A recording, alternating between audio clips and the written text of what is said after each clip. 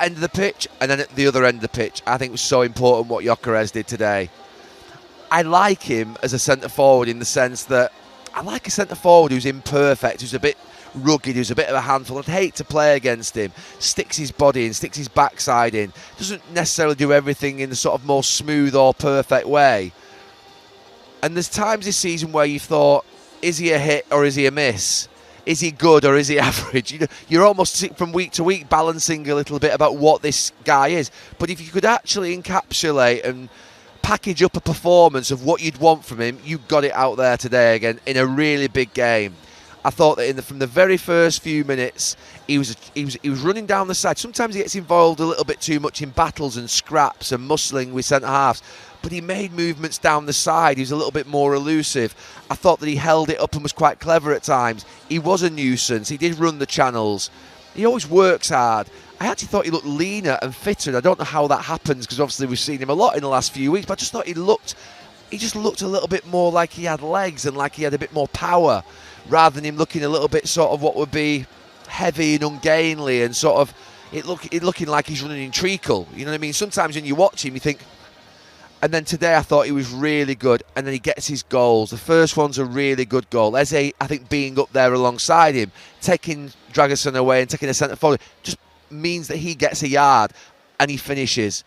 He misses his couple of chances in the first half, but he finishes in that second half, and then he gets his what would be almost like a glory moment at the end where he can sort of go up there and celebrate to your heart's content. The second one I said, don't celebrate too much.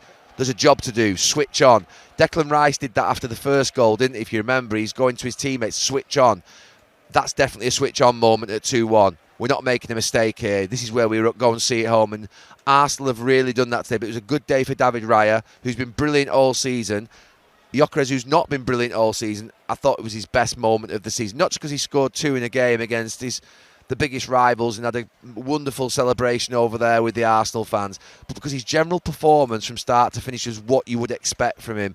He needs to kick on from that because he set himself a level there. It really was a joy. A great day for Viktor Gyökeres, who has now scored 8 goals in all competitions in 2026. That's more than any other Premier League player.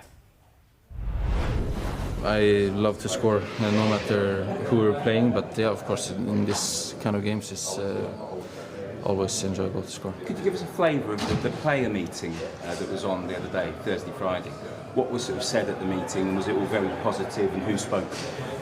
Yeah, I think most of us spoke, and I think it's important to sometimes just to say what you feel and to let it out, you know, in the group, and you know, everyone can recognize how different persons feel in the moment, you know, and you get a better understanding of the feeling, and I think when you speak in the group openly like that, I think you come closer together, and I think it's very important. It was chaos from the restart. Just seconds after Arsenal's opener, Spurs struck back in only 24 seconds, an unbelievable turn of events that briefly flipped the atmosphere inside the stadium. For a moment, it looked like we were in for an all-time classic. But what followed was a statement. Arsenal didn't panic. They didn't wobble. Instead, they tightened their grip and completely overpowered their rivals, turning the derby into a one-sided masterclass. Pundits couldn't hide their reaction.